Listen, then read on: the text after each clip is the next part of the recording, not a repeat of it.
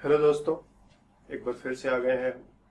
बातें चल रही हैं ऑर्गेनिक केमिस्ट्री के अंदर रिएक्शन मैकेनिज्म के साथ। तुम्हारा थोड़ा इंट्रोडक्शन करा रहे हैं। पिछले कुछ क्लासेस में हम लोगों ने इलेक्ट्रोफाइल्स और न्यूक्लियोफाइल्स से रिलेटेड रिएक्शंस के ऊपर थोड़ी बातें करी हैं। आज के क्लास में एलिमिनेशन रिएक्शंस के ऊपर हम बातें करने जा रहे हैं। इस मॉलिक्यूल को देखो,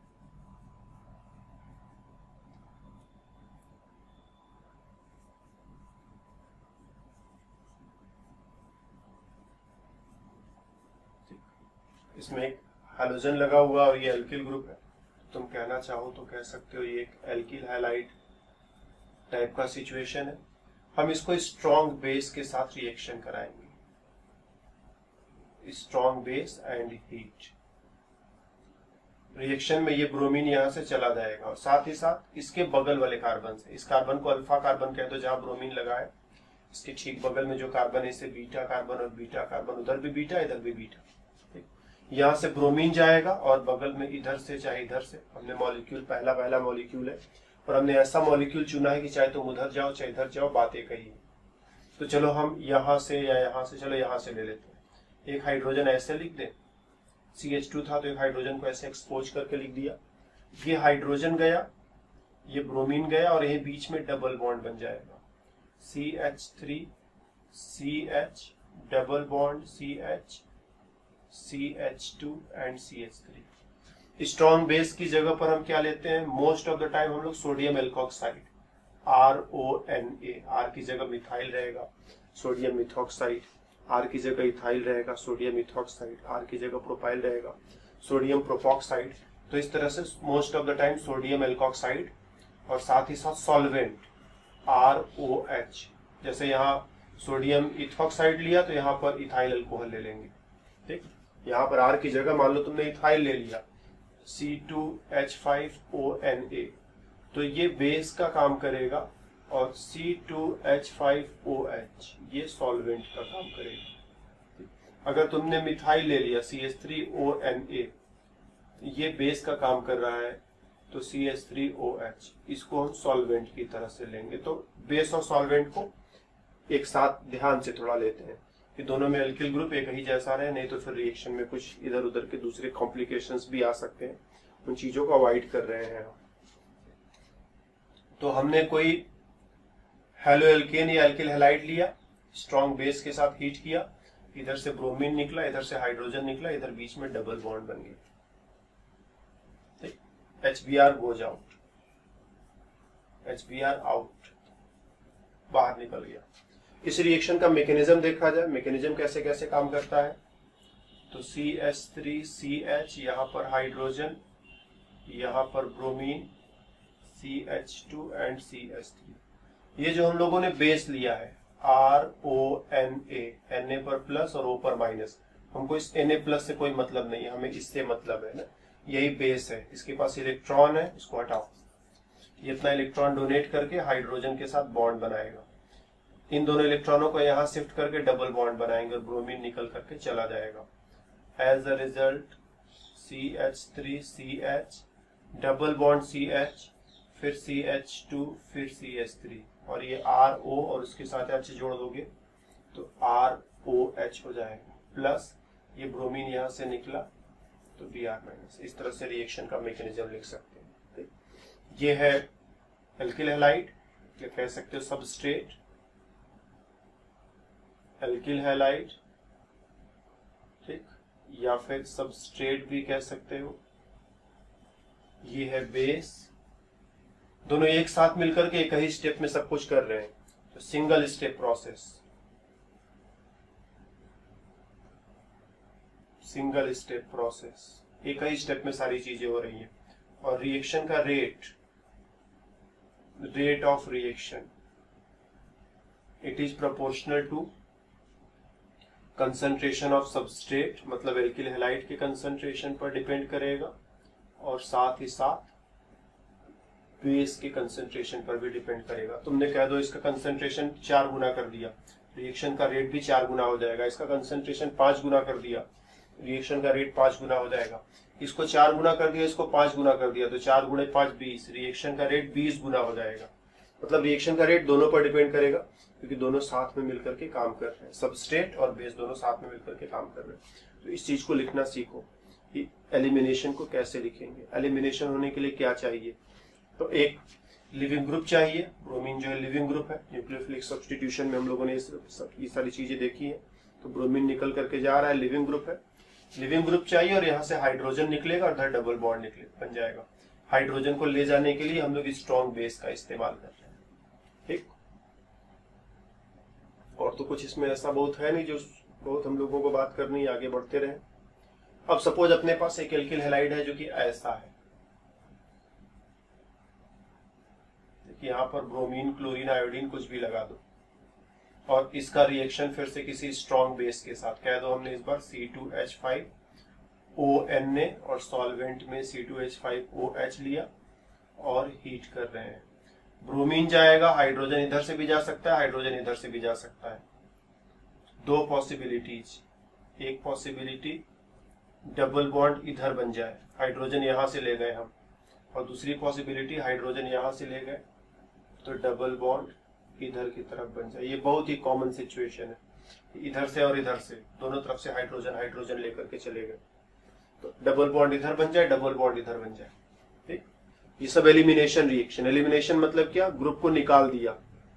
ठीक, इसके पहले हम लोगों ने एडिशन पढ़ा है, इसके पहले हम लोगों ने सब्स्टिट्यूशन पढ़ा है। सब्स्टिट्यूशन में क्या हो रहा था, एक को हटाया दूसरे को लगाया।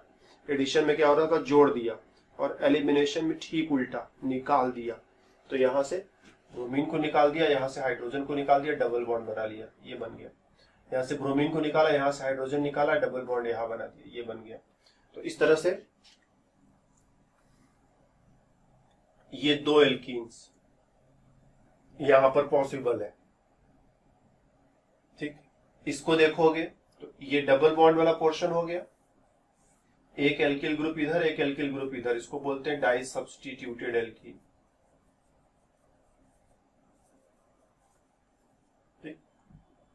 एक एल्किल ग्रुप यहां पर, एक एल्किल ग्रुप यहां पर। इसमें देखोगे ये डबल बॉन्ड वाला पोर्शन है, उधर कोई एल्किल ग्रुप नहीं, बस इधर ये एक ही एल्किल ग्रुप है, mono substituted alkene. Mono substituted alkene. ठीक, रिएक्शन में बहुत सारी बातें हैं लेकिन यहाँ पर हम सारी बातें नहीं करेंगे। यहाँ सिर्फ और सिर्फ इतना ही टारगेट है, एलिमिनेशन रिएक्शन आए तो तुम बिल्कुल ब्लैंक न रहो, थोड़ी बात कर पाओ। ठीक, हो सकता है तुम पूरी बात ना कर पाओ लेकिन थोड़ी बात कर पाओ, जितना बता रहे हो उतना बात कर पाओ। उससे ज्यादा बड़ा प्रश्न पूछा जाएगा तो तुम नहीं कर पाओगे, गलत कर दोगे, कोई बात नहीं। जो नहीं पढ़ा है वो गलत कर दो तो कोई बात नहीं, लेकिन जो पढ़ा है वो गलत मत करना। तो यहाँ पर दो पॉसिबिलिटीज, डबल बॉन्ड यहां बन जाए, डबल बॉन्ड वहां बन जाए। इसका नाम लिखोगे तो 2 ब्यूटीन और इसका नाम लिखोगे तो 1 ब्यूटीन। ठीक, और हम लोग देखते हैं कि ये वाला जो है मेजर प्रोडक्ट है, मेजर प्रोडक्ट ज्यादा बना, ये वाला माइनर प्रोडक्ट मतलब थोड़ा थोड़ा बना। कह दो ये 80% बना तो ये 20% बना। ऐसा क्यों, क्योंकि ये ज्यादा स्टेबल है। जो डाई सब्स्टिट्यूटेड एल्कीन है वो मोर स्टेबल, ये ज्यादा स्टेबल है, और जो मोनो सब्स्टिट्यूटेड एल्कीन है वो लेस स्टेबल, ये कम स्टेबल है। हम लोगों ने पढ़ा हुआ है ना हाइपर कॉन्जुगेशन, जब हम लोग पढ़ रहे थे जनरल ऑर्गेनिक केमिस्ट्री में, तो वहां पर हमने तुम्हें बताया था कि अगर ये कार्बन कार्बन डबल बॉन्ड है, डबल बॉन्ड है, सबसे छोटा एल्कीन लिखें, यहाँ पर चारों तरफ हाइड्रोजन ही हाइड्रोजन है। फिर थोड़ा आगे बढ़ाए, हम हाइड्रोजन को हटा करके कोई एल्किल ग्रुप जोड़ दें। थोड़ा और आगे बढ़ाए, एक और हाइड्रोजन को हटा करके एक और एल्किल ग्रुप इसी तरह से जोड़ दें। तो ये एल्किल ग्रुप जो होता है ये इसके साथ हाइपर कॉन्जुगेशन करता है। यहाँ दोनों एल्किल ग्रुप इसके साथ हाइपर कॉन्जुगेशन करेंगे। हाइपर कॉन्जुगेशन से एल्कीन की स्टेबिलिटी बढ़ती चली जाती है। तो मोनो सब्स्टिट्यूटेड एल्कीन की तुलना में डाई सब्स्टिट्यूटेड एल्कीन ज्यादा स्टेबल होगा। डाई सब्स्टिट्यूटेड की तुलना में ट्राई सब्स्टिट्यूटेड और भी ज्यादा स्टेबल होगा। ट्राई सब्स्टिट्यूटेड की तुलना में टेट्रा सब्स्टिट्यूटेड और भी ज्यादा स्टेबल होगा। तो यही वजह है कि इसकी तुलना में ये ज्यादा स्टेबल। अगर इसी में एक और एल्किल ग्रुप हम जोड़ दें, ट्राई सब्स्टिट्यूटेड कर दे, 3 एल्किल ग्रुप और एक हाइड्रोजन, और एक और एल्किल ग्रुप इसी में जोड़ दिया जाए, इसी में एक और एल्किल ग्रुप जोड़ देते हैं, कार्बन कार्बन डबल बॉन्ड और चारों तरफ एल्किल ही एल्किल जोड़ दिया, तो तुम देखोगे इधर से इधर की तरफ स्टेबिलिटी बढ़ रही है। इंक्रीजिंग हाइपर कॉन्जुगेशन बढ़ रहा है and increasing stability. Hyper conjugation क्या है भूल गया होगा तुम्हें ना, तुम तो भूलने में आगे रहते ही हो। कार्बन कार्बन डबल बॉन्ड के साथ जैसे कोई एल्किल ग्रुप जोड़ दिया, मिथाइल ही जोड़ दिया, ठीक, तो ये हाइड्रोजन वाला बॉन्ड ब्रेक करके इधर इलेक्ट्रॉन डोनेट करोगे, इसको इधर शिफ्ट कर दोगे। वही चीज इसके साथ और इसके साथ भी कर सकते हो। यही होता है हाइपर कॉन्जुगेशन, और हाइपर कॉन्जुगेशन से एल्कीन की स्टेबिलिटी बढ़ती है। तो प्रत्येक एल्किल ग्रुप 3 बार हाइपर कॉन्जुगेशन के मौके देता है। तो यहाँ पर 3 बार हाइपर कॉन्जुगेशन, यहाँ 3 3 6 बार हाइपर कॉन्जुगेशन, यहाँ 3 3 6 3 9 बार हाइपर कॉन्जुगेशन, और यहाँ पर 3 3 6 3 9 3 12 बार हाइपर कॉन्जुगेशन। ज्यादा हाइपर कॉन्जुगेशन ज्यादा स्टेबिलिटी। तो ऊपर वाले केस में अगर आ जाए हम, तो ये डाई सब्स्टिट्यूटेड है, इधर से भी हाइपर कॉन्जुगेशन, इधर से भी हाइपर कॉन्जुगेशन, इसमें सिर्फ इधर से हाइपर कॉन्जुगेशन, उधर कुछ नहीं। तो ये ज्यादा बनेगा वो कम बनेगा। कभी कभी इसको हम सेट-जेफ रूल से गाइड कर लेते हैं, इसी चीज को सेट-जेफ रूल कहते हैं। सेट-जेफ या फिर इसी को जेत्सेव रूल कहते हैं। एलिमिनेशन रिएक्शन अगर हो रहा है, एलिमिनेशन रिएक्शन हो रहा है और मोर देन 1 पोजीशन आइसोमर्स बन रहे हैं, या रिजियो आइसोमर लिखते हैं वो ज्यादा बेटर, मोर देन 1 रिजियो आइसोमर बन रहे हैं। रिजियो आइसोमर क्या होता है, जैसे ये कार्बन चेन बना लिया, अब कार्बन चेन में डबल बॉन्ड यहां लगा दिया, कार्बन चेन वही है लेकिन डबल बॉन्ड कहीं और लगा दिया, तो बोलते हैं दे आर रिजियो आइसोमर्स। तो ऊपर जो हमारे 2 कंपाउंड्स थे, एक में डबल कार्बन चेन तो यही था ना, डबल बॉन्ड एक बार यहां लगा हुआ था और एक बार डबल बॉन्ड यहां लगा हुआ था, तो कार्बन चेन वही है, डबल बॉन्ड का पोजीशन बदल जा रहा है, रिजियो आइसोमर कहते हैं। तो एलिमिनेशन रिएक्शन है और more than 1 regio isomers are being formed, एक से ज्यादा रिजियो आइसोमर्स बन रहे हैं। तो ऐसे में मोर सब्स्टिट्यूटेड एल्कीन जो है वो मेजर प्रोडक्ट होता है। एक्सप्लेनेशन देना हो तो एक्सप्लेनेशन में क्या लिखोगे, एक्सप्लेनेशन में हाइपर कॉन्जुगेशन की बात करोगे। हाइपर कॉन्जुगेशन की मदद से स्टेबिलिटी की बात करोगे कि जहां पर स्टेबिलिटी ज्यादा रहेगी वही वाला एल्कीन ज्यादा बनेगा। तो इस तरह से एलिमिनेशन रिएक्शंस काम करते हैं। हम लोग और एग्जांपल्स लेते हैं। सपोज अपने पास ये मॉलिक्यूल है,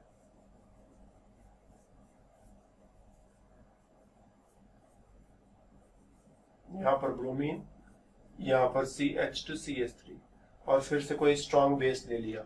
चलो हमने ले लिया CH3CH2ONA सोडियम इथॉक्साइड, और इसके साथ सॉल्वेंट में CH3CH2OH और हीट करा दिया। तो ब्रोमीन तो जाएगा ही जाएगा, हाइड्रोजन यहां से भी जा सकता है, हाइड्रोजन यहां से भी जा सकता है। हाइड्रोजन यहां से गया तो डबल बॉन्ड इधर बनेगा, हाइड्रोजन यहां से गया तो डबल बॉन्ड इधर बनेगा। दोनों पॉसिबल प्रोडक्ट्स हम लोग लिख डाले। यहां डबल बॉन्ड बना लो ये चीज वैसे उतार दो, प्लस हाइड्रोजन यहां से निकालो, डबल बॉन्ड यहां बना दो।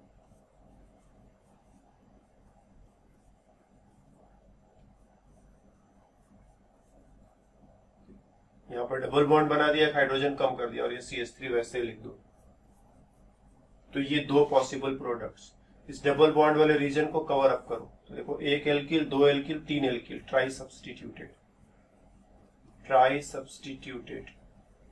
यहां पर आ जाओ, डबल बॉन्ड वाले रीजन को कवर करो। इधर 1 एल्किल, इधर ये पूरा का पूरा दूसरा एल्किल, तो ये डाई सब्स्टिट्यूटेड। कौन ज्यादा स्टेबल होगा, ट्राई सब्स्टिट्यूटेड की डाई सब्स्टिट्यूटेड? तो हम बोलेंगे ये ज्यादा स्टेबल। तो ये जो है इसका मेजर प्रोडक्ट बनेगा और ये जो है इसका माइनर प्रोडक्ट बनेगा, राइट। ट्राई सब्स्टिट्यूटेड वाला मेजर प्रोडक्ट, ट्राई सब्स्टिट्यूटेड वाला माइनर प्रोडक्ट। तो कोई मुश्किल नहीं है, हम लोग आसानी से आगे बढ़ते जा रहे हैं। एक और एग्जांपल हम लोग ले सकते हैं। से हमारे पास कुछ ऐसा मॉलिक्यूल है, यहाँ पर एक ब्रोमीन लगा हुआ है और हम इसका रिएक्शन फिर से वही कुछ स्ट्रॉन्ग बेस जैसे C2H5ONa और C2H5OH और हीट। ठीक, ब्रोमीन तो जाएगा ही जाएगा। हाइड्रोजन यहां से और यहां से दो जगहों से प्लान कर सकते हैं। अगर हाइड्रोजन इधर से निकाला तो डबल बॉन्ड यहीं पर बनेगा, ये प्रोडक्ट मिलेगा, और हाइड्रोजन यहां से लिया तो डबल बॉन्ड इधर बनेगा और हमारे हाथ में ये प्रोडक्ट आएगा। इसमें देखा जाए तो देखो, इधर एक एल्किल ग्रुप, इधर दूसरा एल्किल ग्रुप। इसमें देखा जाए तो इधर एक एल्किल ग्रुप, इधर दूसरा एल्किल ग्रुप, इधर तीसरा एल्किल ग्रुप। वो ट्राई सब्स्टिट्यूटेड है, ये डाई सब्स्टिट्यूटेड है। ट्राई सब्स्टिट्यूटेड वाला ज्यादा स्टेबल होगा, तो ये मेजर प्रोडक्ट हो जाएगा। और ये जो है माइनर प्रोडक्ट हो जाएगा, ये ट्राई सब्स्टिट्यूटेड।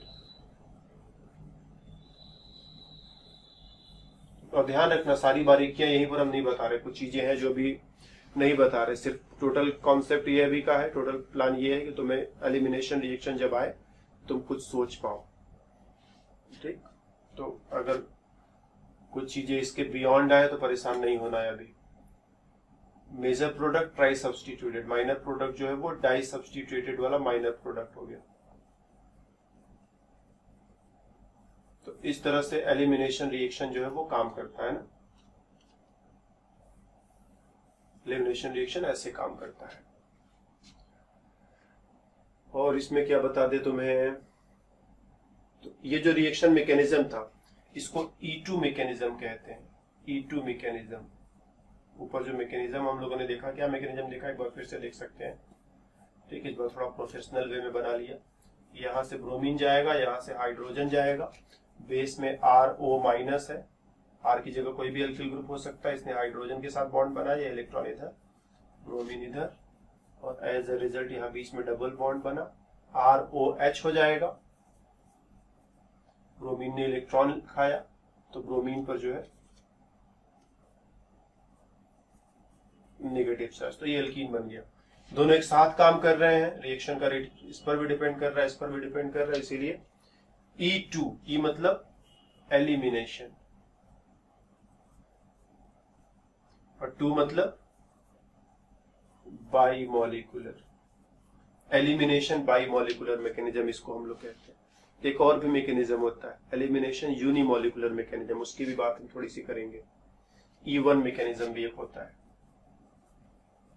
E1 mechanism.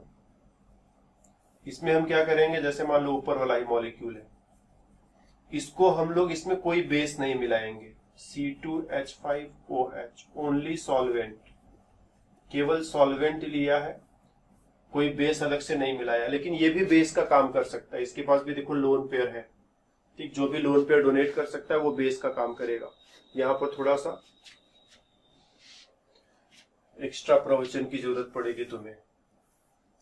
ठीक, अगर हम लोग थोड़ा तुलना करें C2H5OH में और C2H5ONa में, यहां इस पर माइनस, इस पर प्लस, और यहां पर ये कोवेलेंट बॉन्ड है। ठीक, लोन पेयर दोनों जगहों पर है। यहाँ पर ऑक्सीजन के पास 3 लोन पेयर है, ऑक्सीजन के पास 2 lone pair. Lone pair donate करेगा बेस, ये भी लोन पेयर डोनेट करेगा बेस का काम कर सकता है। लेकिन यहाँ निगेटिव चार्ज है, इससे बहुत जल्दी है, इससे बहुत परेशानी है, ये अपने इलेक्ट्रॉनों से परेशान है, इसे इलेक्ट्रॉन डोनेट करना ही करना है। तो इसे जल्दी है इलेक्ट्रॉन डोनेट करने की, इलेक्ट्रॉन डोनेट करने के लिए परेशान है। ध्यान देना, इलेक्ट्रॉन डोनेट करने के लिए परेशान है, इसीलिए इलेक्ट्रॉन जल्दी से ये डोनेट करेगा, स्ट्रॉन्ग बेस का काम करेगा। इसे इलेक्ट्रॉन डोनेट करने की कोई जल्दी नहीं है, ये बहुत ही वीक बेस का काम करेगा। तो तुम कह सकते हो यहां पर हमने सॉल्वेंट लिया है विच ऑल्सो कैन वर्क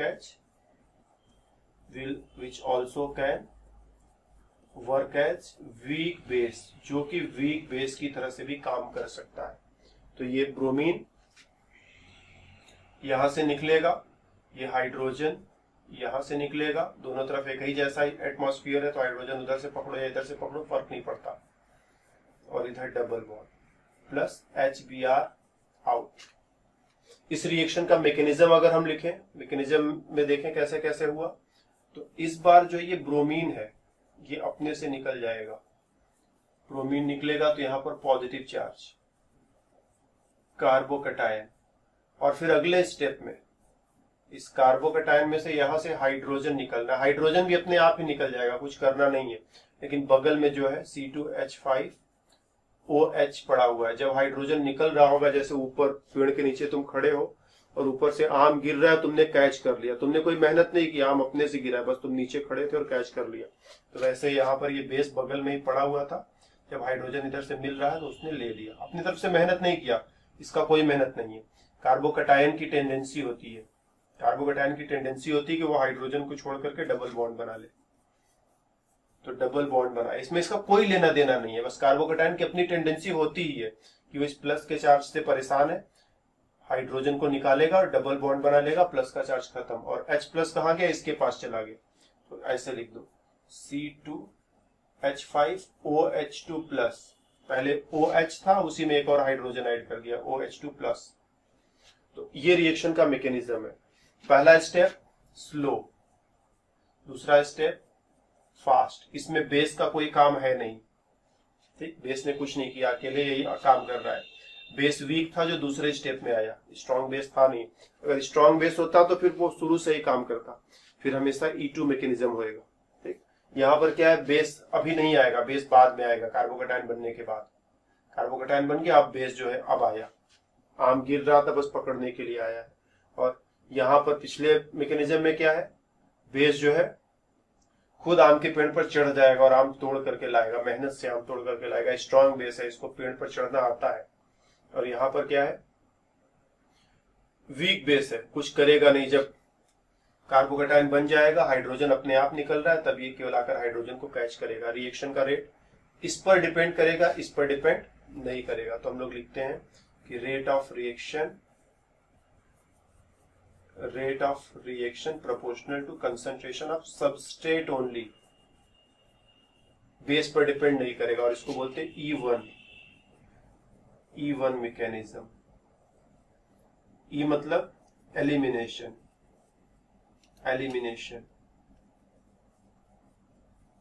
और 1 मतलब यूनिमोलिकुलर, मतलब एक ही मॉलिक्यूल के ऊपर, एक ही चीज के ऊपर रिएक्शन का रेट डिपेंड कर रहा है। वो कौन सा चीज है, सबस्ट्रेट, बेस के ऊपर डिपेंड नहीं कर रहा है। हमने बेस को वीक ले रखा है, बेस बाद में काम करेगा, जब कार्बोकैटायन बन जाएगा तो उसके बाद आया है, उसको हम काउंट नहीं करेंगे, उसके ऊपर कुछ डिपेंड नहीं करेगा। तो इस तरह के मैकेनिज्म को यूनिमोलिकुलर मैकेनिज्म कहते हैं। तो अगर तुमने एल्किल हैलाइड के साथ स्ट्रॉन्ग बेस लिया है, स्ट्रॉन्ग बेस मतलब RO माइनस, तो E2 मैकेनिज्म। और अगर तुमने एल्किल हैलाइड के साथ वीक बेस ले रखा है, ठीक, ROH ले रखा है, तो E1 मैकेनिज्म। रिएक्शन दो तरह से हो सकता है, E2 mechanism, E1 mechanism. E1 में कार्बोकैटायन बनता है, E2 में कार्बोकैटायन नहीं बनता है। तो ये मैकेनिज्म सारे एल्किल हैलाइड्स के साथ नहीं चल सकता, वहीं पर चल सकता है जहां पर कार्बोकैटायन थोड़ा स्टेबल हो। जहां पर कार्बोकैटायन की स्टेबिलिटी नहीं होगी, वहां तुम E1 मैकेनिज्म से रिएक्शन नहीं करा पाओगे। और E2 सभी जगहों पर, E2 जो है सभी जगहों पर काम करेगा। और दोनों ही रास्तों से, अगर हम एल्किल, कभी कभी तो होता है कि हमें दो तीन एल्किल हैलाइड्स दे दिए जाते हैं और ये पूछा जाएगा बताओ कौन आसानी से रिएक्शन करेगा, कौन मुश्किल से रिएक्शन करेगा। तो हम कहेंगे, अगर मान लो अपने पास एल्किल हैलाइड ऐसा है,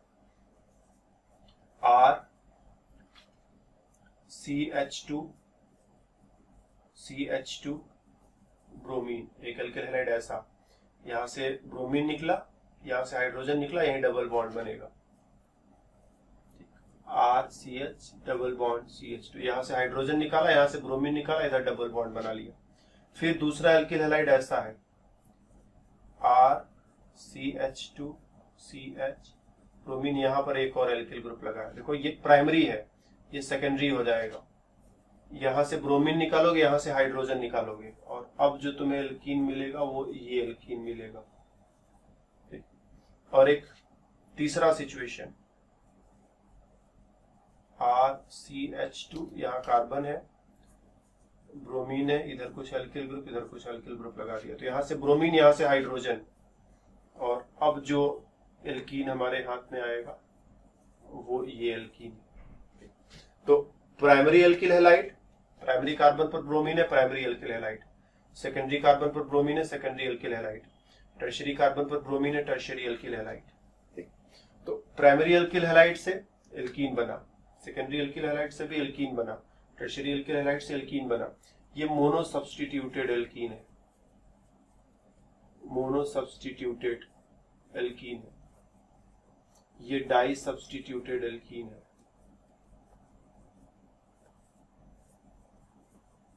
ये ट्राई सब्स्टिट्यूटेड एल्कीन है। तो होगा ये कि टर्शियरी एल्किल हैलाइड से ज्यादा सब्स्टिट्यूटेड एल्कीन बनेगा, सेकेंडरी एल्किल हैलाइड से कम सब्स्टिट्यूटेड एल्कीन बनेगा, प्राइमरी एल्किल हैलाइड से और भी कम सब्स्टिट्यूटेड एल्कीन बनेगा। और इस वजह से हम लोग देखते हैं कि ट्राइस लास्ट वाले केस में, टर्शियरी वाले केस में एलिमिनेशन बहुत आसानी से होता है, सेकेंडरी वाले केस में एलिमिनेशन मुश्किल होता है, प्राइमरी वाले केस में एलिमिनेशन और मुश्किल होता है। तो एलिमिनेशन की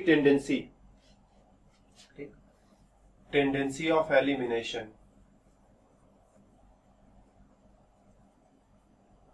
अगर हम प्राइमरी एल्किल हैलाइड को देखें, प्राइमरी एल्किल हैलाइड की तुलना में सेकेंडरी एल्किल हैलाइड में ज्यादा टेंडेंसी होती है। क्यों? क्योंकि जो प्रोडक्ट बनेगा वो ज्यादा स्टेबल रहेगा। टर्शियरी एल्किल हैलाइड में एलिमिनेशन की टेंडेंसी और भी ज्यादा होती है। तो इस चीज को अच्छे से मार्क करेंगे, बहुत जरूरी पॉइंट है। चाहे मैकेनिज्म कोई भी हो, चाहे E1 हो चाहे E2 हो, दोनों ही रास्तों से जो एल्कीन बनेगा टर्शियरी वाले केस में ज्यादा सब्स्टिट्यूटेड एल्कीन बनेगा, ज्यादा स्टेबल एल्कीन बनेगा। तो एल्कीन आसानी से बनता है। तो टर्शियरी एल्किल हैलाइड आसानी से एल्कीन बनाता है, सेकेंडरी एल्किल हैलाइड मुश्किल से एल्कीन बनाएगा, और प्राइमरी एल्किल हैलाइड में एल्कीन को बनाना सबसे ज्यादा मुश्किल होता है। तो यहाँ पर प्राइमरी एल्किल हैलाइड में हायर टेम्परेचर चाहिए, रिएक्शन करवाने के लिए हायर टेम्परेचर चाहिए, और टर्शियरी एल्किल हैलाइड में थोड़ा कम टेम्परेचर रहेगा तब भी काम चल जाएगा। तो यहाँ ज्यादा टेम्परेचर पर रिएक्शन होगा, यहाँ कम टेम्परेचर पर रिएक्शन होगा। जब रिएक्शन मुश्किल है तो टेम्परेचर बढ़ा दोगे, जब रिएक्शन आसान है तो टेम्परेचर घटा दो। तो इस वे में आज के क्लास में हमने तुम्हारे साथ एलिमिनेशन रिएक्शंस को इंट्रोड्यूस किया। एल्किल हैलाइड्स इकलौते सबस्ट्रेट नहीं है जहां पर एलिमिनेशन होता है। हमने आज के क्लास में पूरा का पूरा फोकस जो है एल्किल हैलाइड पर ही रखा कि एल्किल हैलाइड से एलिमिनेशन करा सकते हैं। स्ट्रॉन्ग बेस और वीक बेस दो ऑप्शंस होंगे। मोस्ट ऑफ द टाइम हम स्ट्रॉन्ग बेस लेकर के चलते हैं, वीक बेस लेकर के हम चलते ही नहीं। ठीक, हम स्ट्रॉन्ग बेस से अपना काम कराते हैं। तो एल्किल हैलाइड्स के साथ एलिमिनेशन कराने के लिए स्ट्रॉन्ग बेस और वीक बेस दो तरह के सिचुएशंस, एक में E2 मैकेनिज्म, एक में E1 मैकेनिज्म। और रिएक्शन कराओगे मोर सब्स्टिट्यूटेड लेस सब्स्टिट्यूटेड एल्कीन्स बन सकते हैं। मोर सब्स्टिट्यूटेड एल्कीन ज्यादा बनेगा, लेस सब्स्टिट्यूटेड एल्कीन मोस्टली कम बनेगा। कभी कभी कोई ऐसी वैसी बात हो जाए तो दूसरी बात है, लेकिन जनरल केसेज में यही जनरल रूल रहेगा। फिर ऐसी वैसी बातें हम लोग जब इन रिएक्शंस को डिटेल में एल्किल हैलाइड वाले चैप्टर में पढ़ेंगे तो वहां खूब अच्छे से डिस्कस करेंगे, डोंट वरी। और अगर एलिमिनेशन की टेंडेंसी की बात करी जाए तो प्राइमरी एल्किल हैलाइड में मुश्किल से एलिमिनेशन होता है, सेकेंडरी में काफी आसानी से एलिमिनेशन होता है, और टर्शियरी में तो पूछो ही मत, बहुत आसानी से एलिमिनेशन होता है। और इसके कॉन्सिक्वेंसेज भी होते हैं, इन चीजों को हम लोग बाद में डिस्कस करेंगे। तो इस क्लास में एलिमिनेशन रिएक्शंस पर इतना ही। थोड़ी सी बातें एलिमिनेशन पर, मेन रिएक्शन कोर्स पर आने से पहले चैप्टर वाइज जो डिस्कशन करना है, एल्कीन एल्काइन वगैरह वगैरह, alkyl halide alcohol aldehyde ketone वगैरह वगैरह, इस पर आने से पहले भी थोड़ी बातें हम लोग और करेंगे। स्पेशली हमको एलिमिनेशन और सब्स्टिट्यूशन के बीच में फाइट कराना है। तो अगले क्लास में जब हम लोग मिलेंगे तो थोड़ी सी फाइट हम लोग देखेंगे। कभी कभी सिचुएशन ऐसा होगा कि एलिमिनेशन और सब्स्टिट्यूशन में फाइट हो जाता है, कि एलिमिनेशन होगा कि सब्स्टिट्यूशन होगा, और ऐसे फाइट में कौन विजेता बनेगा, इस पर हमें स्पेशली थोड़ा सा डिस्कशन करने के बाद आ जाना है अपने मेन टॉपिक पर।